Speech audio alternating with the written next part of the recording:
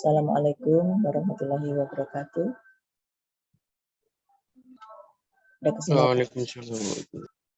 Pada kesempatan pagi hari ini, saya akan menyampaikan materi manajemen strategis dan pengambilan keputusan di dalam organisasi. Ada beberapa pokok bahasan yang akan kita bahas pada pagi ini. Di antaranya yang pertama adalah akan belajar tentang pengertian dan hakikat manajemen strategi, kemudian manajemen strategi sendiri, dan bagaimana merumuskan formulasi strategi, menetapkan visi misi perusahaan, dan melakukan analisis terhadap lingkungan intern dan ekstern. Kemudian sedikit pengenalan tentang metode analisis SWOT untuk melakukan analisis lingkungan, dan ada studi kasus. Kemudian akan ditambahkan materi berikutnya tentang pengambilan keputusan. Baik, istilah manajemen strategis itu dilatar belakangi suatu pernyataan bahwa sukses yang telah dicapai oleh perusahaan itu sifatnya merupakan sementara dan tidak permanen, kecuali perusahaan mau melakukan langkah untuk mempertahankan posisi yang kompetitif. Jadi, oleh karena itu, adanya konsep manajemen strategis itu merupakan suatu konsep yang mendasarkan atau memfokuskan cara padat berpikir yang strategis. Berpikir strategis yaitu memandang secara jangka panjang dan melihat besar global. Dimana di sini organisasi dan lingkungan yang bersifat kompetitif itu dan mempertimbangkan bagaimana antara organisasi dapat selalu berdampingan dengan lingkungan, baik lingkungan internalnya maupun lingkungan organisasi. Jadi yang dimaksud dengan manajemen strategis adalah apa yang diinginkan manajer untuk mengembangkan strategi organisasi. Strategi adalah keputusan dan tindakan yang menentukan kinerja jangka panjang organisasi.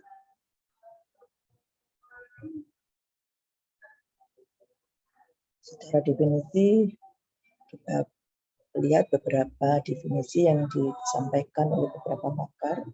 Di antaranya di sini adalah dari Reddy Rangkuti yang mendefinisikan manajemen strategis adalah seni dan pengetahuan untuk merumuskan, mengimplementasikan, dan mengevaluasi keputusan lintas fungsional yang membuat organisasi mampu mencapai objektifnya atau tujuan. Satu lagi definisi dari Anger dan Ulu yang menyebutkan bahwa manajemen strategis itu adalah serangkaian keputusan dan tindakan manajerial yang menentukan kinerja perusahaan dalam jangka panjang. Jadi dari dua definisi ini dapat disimpulkan bahwa manajemen strategis itu adalah sekumpulan keputusan dan tindakan yang menghasilkan perumusan atau formulasi dan pelaksanaan atau implementasi dari rencana-rencana yang dirancang untuk mencapai sasaran-sasaran perusahaan. Manajemen strategis ini terfokus pada upaya untuk memadukan antara manajemen, pemasaran, keuangan atau akuntansi, produksi atau operasi, penelitian dan pengembangan, serta sistem informasi komputer untuk mencapai keberhasilan organisasi. Nah, apa relevansi menstra atau manajemen strategis ini untuk organisasi? Pada abad atau dekade waktu sebelum tahun 1970-an, manajer sering membuat perencanaan jangka panjang dengan mengandalkan asumsi masa depan akan selalu lebih baik, sehingga perencanaan masa depan itu sekedar perpanjangan dari apa yang telah dilakukan di masa yang lalu. Tapi ternyata perubahan-perubahan lingkungan dan kejutan-kejutan yang sering terjadi seperti krisis energi, deregulasi industri, kecepatan teknologi, dan meningkatnya persaingan global membuat perencanaan tersebut terpaksa harus berubah. Kondisi tersebut memaksa manajer untuk perlu menyusun pendekatan secara sistematis untuk analisa lingkungan baik internal maupun eksternal. Dari survei yang dilakukan terhadap pemilik bisnis di Amerika Serikat, ketahui bahwa 60% pebisnis telah mengadopsi Menstra atau telah memiliki strategic planning, di mana dari angka tersebut 89% mengatakan bahwa rencana mereka itu efektif. Data ini menunjukkan bahwa perusahaan yang telah beradaptasi dengan sistem manajemen strategis mempunyai pendapatan finansial yang lebih tinggi. Nah, saat ini Menstra ini tidak hanya digunakan untuk organisasi bisnis yang mencari laba, tapi juga digunakan oleh badan-badan pemerintah, swasta, pendidikan, rumah sakit, maupun organisasi-organisasi nirlaba yang lain. Nah, di dalam manajemen strategis ini terdapat beberapa elemen dasar, di antaranya adalah elemen yang pertama adalah melakukan identifikasi terhadap organisasi yang terkait dengan elemen-elemen misi, tujuan, dan sasaran-sasaran yang strategis. Setelah mengidentifikasi misi dan tujuan-tujuan ini, kemudian akan dilakukan suatu analisis yang kita sebut dengan analisis SWOT analisis, yaitu mengidentifikasi faktor-faktor yang menjadi kekuatan dan kelemahan organisasi, ini yang kita sebut dengan faktor internal, dan identifikasi terhadap faktor-faktor yang menjadi peluang dan ancaman dari lingkungan eksternal. Nah, hasil identifikasi ini kemudian akan digunakan untuk menyusun formula-formula strategis yang selanjutnya akan diimplementasi dan dievaluasi hasilnya. Inilah gambaran secara umum langkah atau proses dari manajemen strategis. Kita coba lihat satu persatu.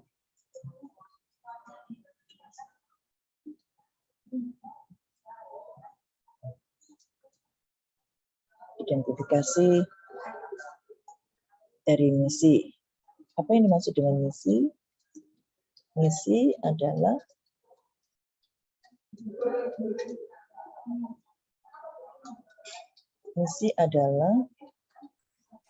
yang terkait dengan what we believe we can do. Nah, untuk membuat misi ini kita harus punya visi dulu. Visi adalah what we believe we can be. Itu apa yang kita yakini kita bisa capai atau kita bisa impikan. Sedangkan misi ini adalah sudah lebih praktis, yaitu apa yang kita yakini bisa kita lakukan. Kalau ini kita impikan, bisa kita lakukan. Jadi misi itu sebetulnya adalah purpose atau maksud atau tujuan yang fundamental dan unik dari sebuah perusahaan yang membedakannya dengan perusahaan-perusahaan yang lain.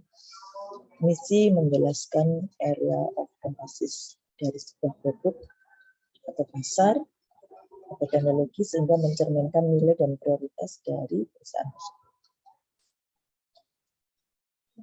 Pernyataan misi yang baik memberikan karyawan rasa memiliki arah, tujuan, dan peluang. Di mana pernyataan misi ini menjadi tangan gaib yang memandu semua karyawan agar bekerja secara kolektif untuk mencapai tujuan perusahaan. Misi yang terbaik adalah dipandu oleh visi, yaitu impian yang hampir mustahil. Kemudian langkah yang kedua dalam proses manajemen strategis adalah melakukan analisis lingkungan, yaitu di sini ada lingkungan eksternal dan lingkungan internal. Analisis lingkungan eksternal yaitu kita mengidentifikasi semua faktor-faktor di luar perusahaan, ya, kita sebut dengan lingkungan eksternal, baik yang secara langsung maupun tidak langsung, akan berpengaruh terhadap keberhasilan organisasi. Faktor ini bisa berdampak positif, maka dikatakan sebagai peluang, dan berdampak negatif, yaitu dikatakan sebagai ancaman. Di antaranya adalah keadaan, preferensi konsumen, saing, pemasok, kebijakan pemerintah maupun teknologi. Kemudian faktor lingkungan internal, yaitu faktor yang ada di dalam lingkungan organisasi itu sendiri, yang meliputi pemilih, karyawan, maupun manajemen itu sendiri. Kemudian yang langkah yang ketiga, melakukan identifikasi peluang dan ancaman. Kalau peluang dan ancaman itu merupakan lingkungan eksternal, sedangkan kekuatan dan kelemahan itu merupakan lingkungan internal. Peluang itu dikatakan merupakan faktor eksternal yang positif, sedangkan ancaman dikatakan faktor eksternal yang negatif. Keduanya ini perlu diidentifikasi dan dianalisa dengan cermat agar dapat dimanfaatkan dan sebagai peluang dan dihindari sebagai ancaman di dalam menyusun perencanaan strategis. Alat bantu atau metode yang lazim digunakan untuk melakukan analisis lingkungan ini adalah menggunakan analisis SWOT, yaitu S singkatan dari strength, W-nya weakness, dan O-nya opportunity, T-nya adalah threat, kekuatan, kelemahan, peluang, dan ancaman.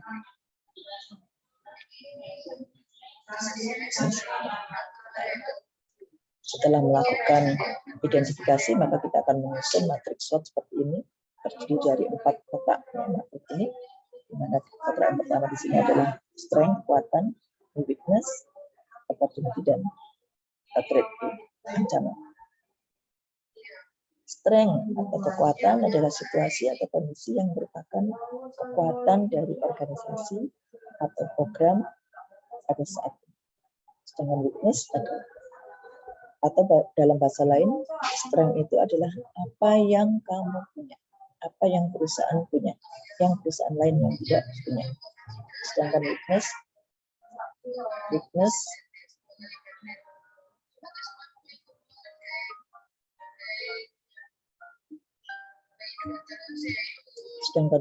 adalah situasi atau kondisi yang merupakan kelemahan dari organisasi atau program pada saat ini. Ini yang apa yang tidak kita punya. Sedangkan opportunity adalah situasi atau kondisi yang merupakan peluang di luar organisasi dan memberikan peluang berkembang bagi organisasi di masa yang akan datang. Itu sering orang mengatakan kemudahan-kemudahan yang ada di luar.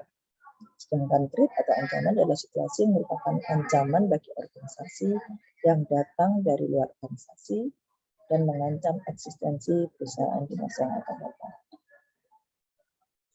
Nah, ini analisis SWOT nanti akan bentuknya seperti ini ya, tapi saya tidak jelaskan lebih detail, nanti pada mata kuliah yang lain akan Ibu jelaskan lebih detail tentang. Jadi dari hasil analisis identifikasi variabel internal dan eksternal tadi, kita akan bisa menyusun matriks SWOT seperti ini, sehingga nanti kita akan bisa menyusun strategi pengembangannya dengan mengkombinasikan kekuatan dengan peluang, kekuatan dengan ancaman, serta kelemahan dengan peluang dan kelemahan dan ancaman. Jadi sudah muncul akan strateginya seperti ini.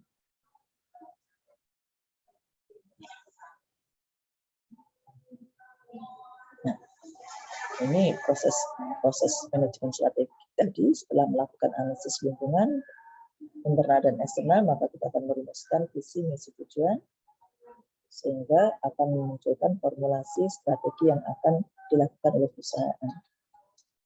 Di mana formulasi strategi itu akan terdiri dari 4 strategi, yaitu strategi bisnis, strategi internasional, strategi bisnis ini yang utama, strategi internasional, global, strategi korporat, dan strategi aliansi. Kemudian setelah ada formulasi akan dilakukan implementasi di level corporate governance, yaitu perusahaan itu sendiri, di level kepemimpinan, dan kemudian muncul dalam struktur dan desain organisasi. Setelah dalam pengendalian, harus dilakukan pengendalian strategi agar semua formulasi strategi ini dapat terkendalikan. Selanjutnya akan dilakukan evaluasi kinerja. Jadi secara umum di sini ada 4 strategi ya, untuk mempertahankan proses kompetitif itu. Ada strategi utama, strategi global, strategi multi domestik, dan strategi transnasional. Strategi utama itu terdiri dari pertumbuhan, stabilitas, dan pengurangan. Sedangkan strategi global itu terdiri dari strategi globalisasi, di mana memperlakukan dunia sebagai pasar global yang tunggal dan produknya harus terstandar secara global. Sedangkan strategi transnasional itu adalah mencari keseimbangan antara efisiensi global dan nasional dengan mengkombinasikan standar dan penyesuaian untuk produk dan strategi reklame. Kemudian strategi multi domestiknya adalah menangani pasar secara independen untuk masing-masing negara. Jadi setiap negara ada strategi yang berbeda. Kemudian menyesuaikan untuk produk atau strategi berikan tersebut dengan selera dan kebutuhan lokal. Jadi misalnya kita mengirim ke negara A, itu berbeda strateginya dengan negara B dan sebagainya. Nah, apa tujuannya dari menciptakan strategi?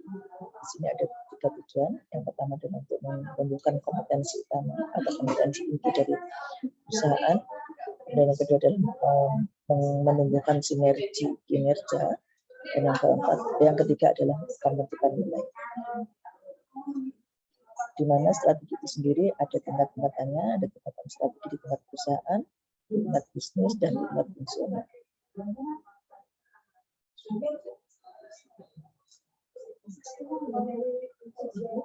Nah, dengan melakukan manajemen secara strategi ini, maka akan diperoleh beberapa manfaat. Di antaranya adalah formulasi atau kegiatan perumusan strategi itu akan memperkuat kemampuan perusahaan dalam mencegah terjadinya masalah yang diakibatkan oleh perubahan-perubahan lingkungan. Yang kedua, perumusan strategi itu didasarkan pada hasil kelompok yang merupakan alternatif-alternatif yang sudah dipilih dari semua alternatif yang ada.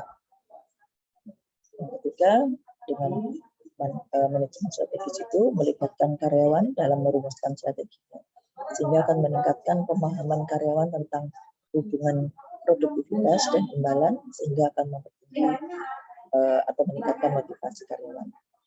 Yang keempat, berkurangnya kesenjangan dan overlapping kegiatan di antara karyawan dan memperjelas peran masing-masing. Yang kelima, berkurangnya penolakan terhadap perubahan-perubahan yang terjadi karena karyawan sudah mengetahui rencana-rencana strategis yang telah disebut perusahaan untuk masa yang akan datang. Dan di dalam sebuah bisnis itu, untuk melihat keberhasilannya ada beberapa indikator yang sering digunakan. Yang pertama adalah indikator penghasilan atau keuntungan. Ini indikator yang paling mudah. Yang kedua, perkembangan yang berkelanjutan, yaitu dalam jangka panjang. Keuntungan tersebut harus digunakan untuk pengembangan usaha bisnis kita. Itu harus digunakan untuk memacu pertumbuhan bisnis. Misalnya perkembangan aktivitas tetap, mesin, kemudian gedung, peralatan, dan lain sebagainya. Kemudian ukuran yang ketiga keberhasilan bisnis adalah dilihat dari keunggulan posisi bersaing atau competitive advantage.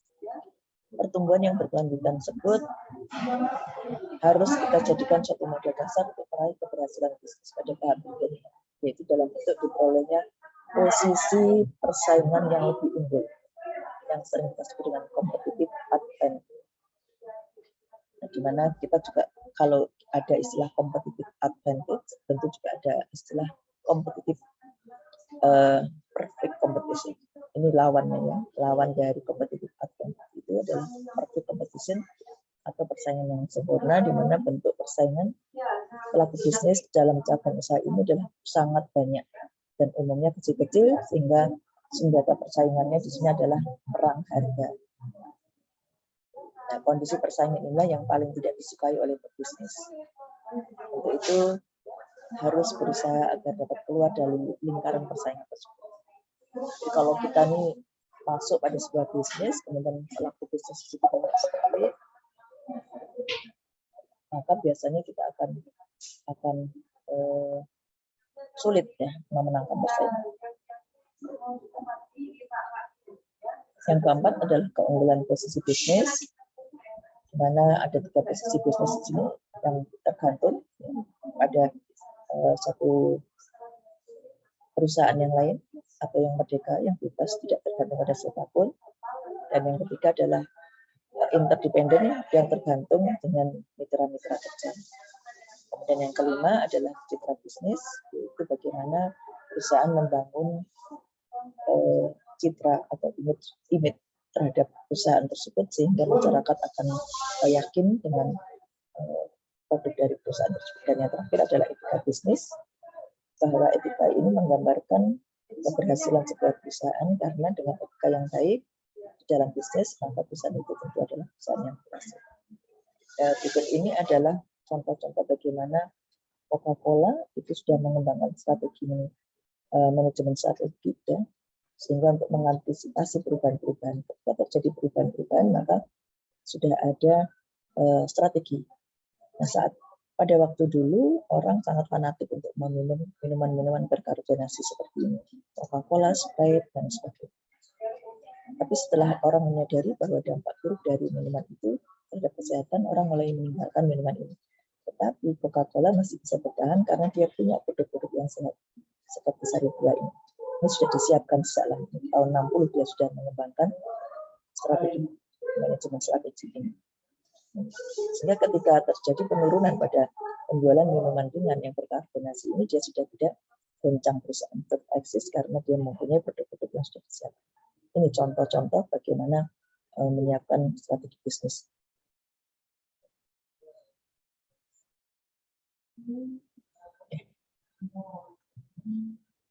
Kemudian saya tambahkan di sini untuk materi pengambilan keputusan. Nah, untuk di dalam melaksanakan manajemen strategi, maka kita perlu mengambil keputusan dengan tepat, di mana proses pengambilan yang digunakan untuk pengambilan keputusan adalah proses yang digunakan untuk memilih suatu tindakan sebagai cara pemecahan masalah yang sedang terjadi. Masalah di sini terkait dengan perubahan-perubahan lingkungan tadi yang harus diidentifikasi sehingga dari semua masalah-masalah itu dapat dimanfaatkan sebagai potensi yang positif. Nah, di dalam mengambil keputusan itu bisa dilakukan dengan dua cara. Yang pertama yang terprogram, yaitu dibuat untuk menanggapi situasi yang sering terjadi. Sehingga dari seringnya terjadi masalah-masalah itu akan dapat dibuat suatu pola atau acuan untuk mengambil keputusan di masa yang akan datang. Kemudian yang kedua yang tidak terprogram, yaitu dibuat untuk menanggapi situasi yang unik, ya, yang tidak pernah terjadi, sehingga akan menimbulkan banyak masalah dan konsekuensi. Nah, proses pengambilan keputusan dilakukan melalui beberapa tahapan. Yang pertama adalah mengenali problemnya dulu. Yang kedua mendiagnosis masalah dan penyebabnya. Yang ketiga mengembangkan alternatif memecahkan masalah. Kemudian yang keempat memilih alternatif yang terbaik. Dan yang kelima mengimplementasikan alternatif yang terbaik tersebut. Dan yang terakhir mengevaluasi dan memberikan umpan balik. Nah, di dalam mengambil keputusan itu ada sebut gaya pengambilan keputusan. Kita sebut dengan gaya keputusan personal. Ini terdiri dari 4 gaya. Yang pertama adalah gaya perintah atau direktif. Ini cenderung orang mengandalkan aturan di dalam mengambil keputusan. Yang kedua gaya analitis, itu mempertimbangkan alternatif berdasarkan data dan logika atau rasional. Yang ketiga adalah gaya konseptual, itu mempertimbangkan banyak alternatif dan informasi dari banyak orang. Kalau ini mengandalkan data, ini mengandalkan pendapat orang. Dan yang keempat adalah gaya perilaku, yaitu pengambilan keputusan yang dengan memperhatikan banyak orang yang mengambil keputusan itu sangat membantu orang lain untuk membantu tujuan-tujuan mereka. Nah, ini di dalam mengambil keputusan itu seringkali terdapat rintangan-rintangan. Di antaranya adalah rintangan pertama, penghindaran secara santai. Jadi orang menghindar mengambil keputusan dengan santai. Ada yang kedua adalah perubahan yang santai. Jadi orang-orang tidak mau dengan perubahan yang cepat, dia maunya pelan-pelan saja. Kemudian yang ketiga penghindaran yang defensif. Ini bukan defensif, itu bertahan, tidak mau berubah. Dan ada yang panik dalam menghadapi keputusan. menghadapi masalah sehingga dia panik di dalam mengambil keputusan. Nah, cara untuk mengatasi rintangan itu adalah dengan cara yang pertama menetapkan prioritasnya, mana prioritas masalah yang akan diambil keputusan. Yang kedua adalah mendapatkan informasi yang relevan tentang masalah-masalah yang akan diambil keputusannya. Dan yang ketiga adalah menggunakan metode yang jelas dan dilakukan secara teliti di dalam mengambil keputusan. Demikian presentasi untuk materi hari ini. Silahkan kalau ada pertanyaan disampaikan. Assalamualaikum warahmatullahi wabarakatuh.